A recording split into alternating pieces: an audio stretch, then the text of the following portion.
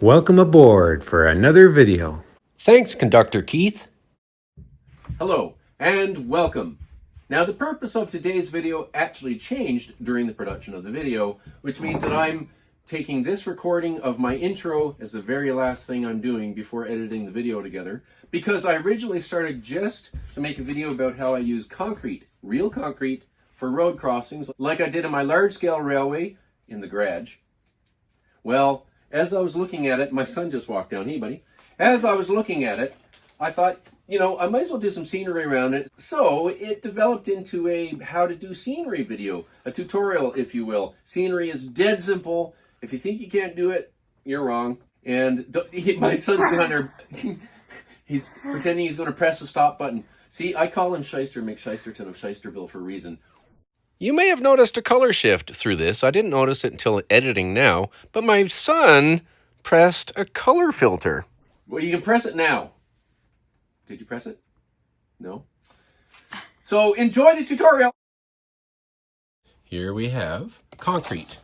Specifically, concrete came in a powder, and it's the concrete that you set up and you put underneath paving stones. I don't know. It's just what I have. So let's just put it on there like that. And this, do it rough first. And we just go like that. And then like this to shape the road. This. Down. And down. And down. And then this stuff, we just put back here like that. Okay. And trying to get it to look right is a little harder, right? Which is, I guess, normal. Like a nice edge like that. So as I did in the large scale railway, I'll just go, put a blob.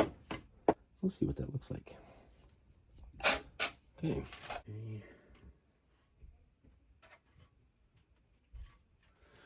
That's really left are these things which I want to turn into rocky piles.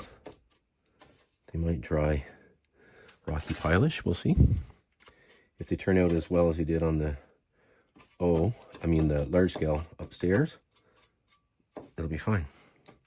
Especially with scenery around them. Rocky piles. Awesome.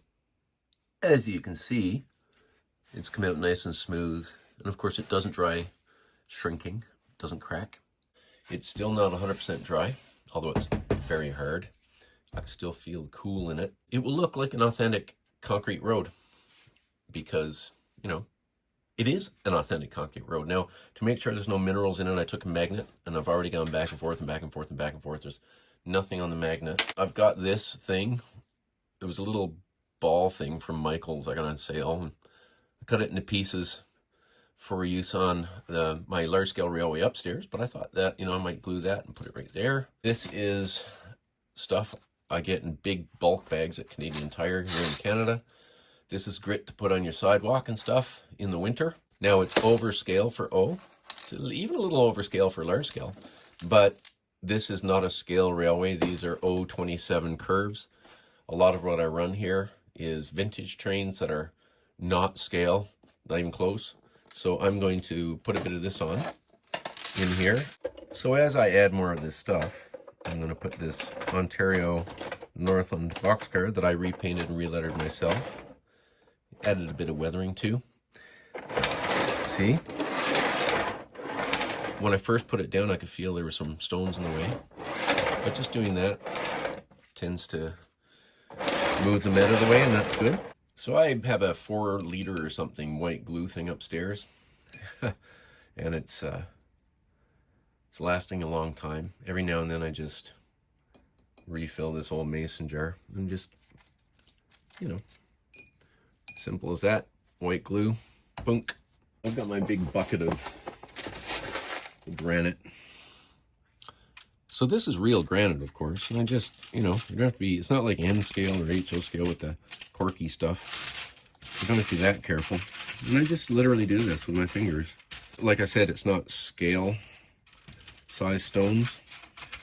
This is not scale track.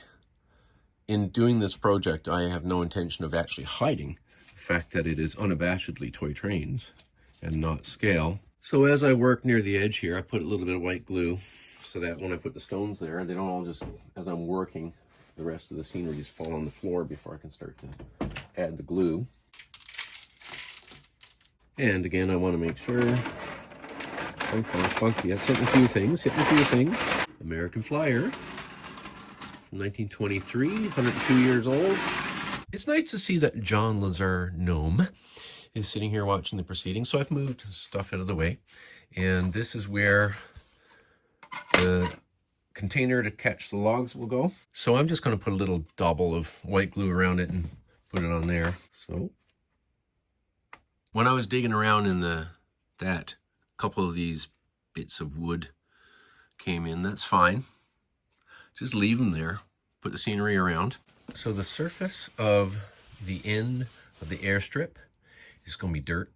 The roads are just going to be old dirt. This is playground sand I bought at Home Depot for dirt cheap. This is a wooden spoon from some place where we bought a sundae. Soft serve sundae, I don't know where. I keep things like this for this reason, you know, for spreading stuff around. There's a reason why I did things in the order I did. Concrete, then with the dirt over it. Makes sense. Also, the dirt's going to go, as did the ballast, before greenery material, because that would just have grown over the edge of the ballast and over the edge of this stuff as well. I don't have to be too careful. Just, you know, leave some space there for the green stuff. Doesn't matter, because the green stuff's going to be a thin green strip right along here anyway. And, you know, over the edge of the road. If there's stones that come in it that are larger than I would like for scale, even though it's still unabashedly toy, you know, I just pick them out. Oh, that stone's too big.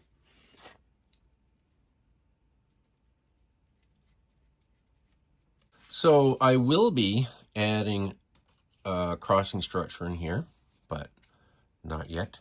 Now I've decided that for along the track, I'm going to spread around Woodland Scenics mixed turf. I'm just going to do it like this. Don't have to be too careful. You remember those blobs of concrete that were left over? I just like that.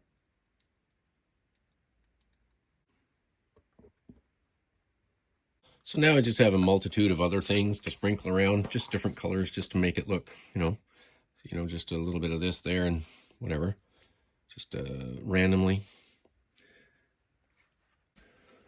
You know, this is some end scale ballast that I've had literally since the 1990s. Little pile of dirt here and there, and sprinkle it in, just, you know, let's make some nice little pile here and there of, just looks like little plant things. Here's some stuff called natural medium talus that came with something somewhere along the way. So a few of these here and there, just to, I don't know.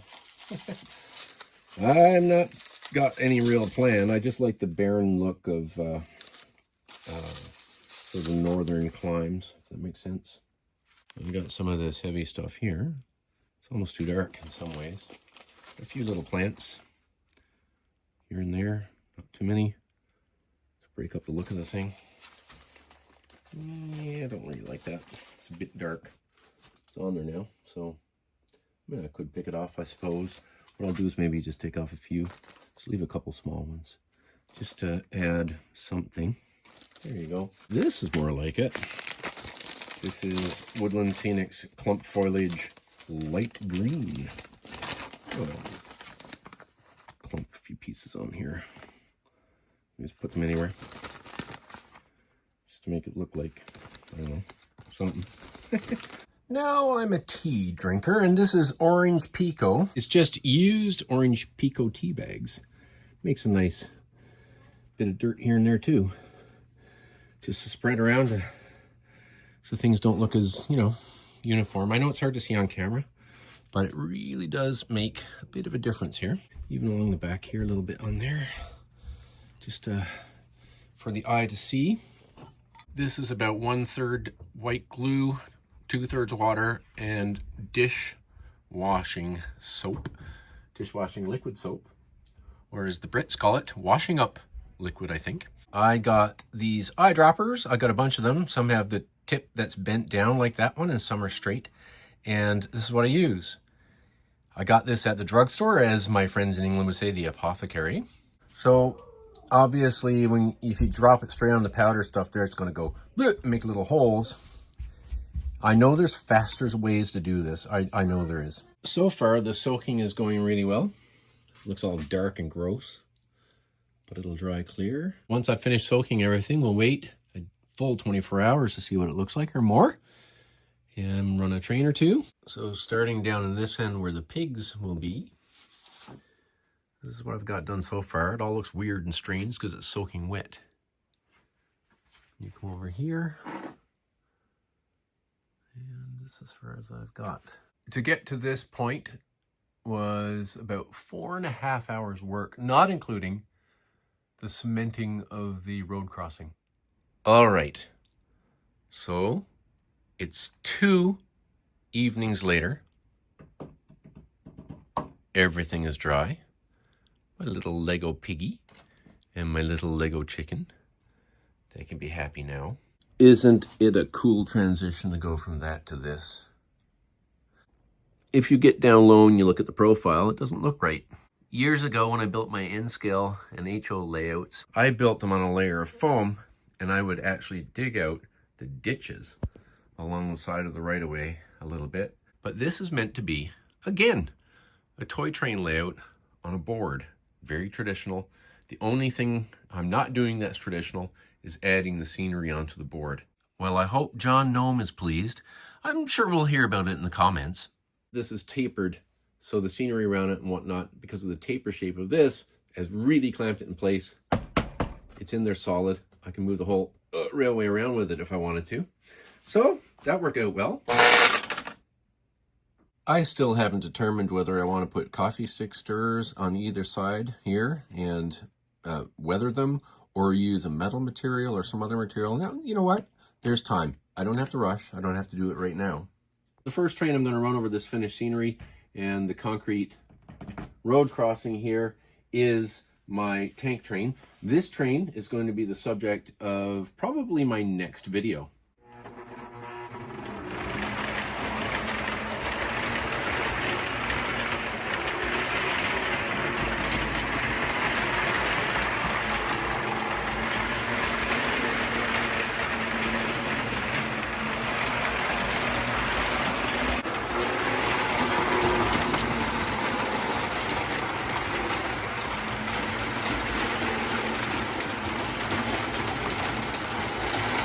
I have to change the signage on this because that is not actually a railway tower. Now, it looks like a railway tower, but it's not. It's the airfield tower.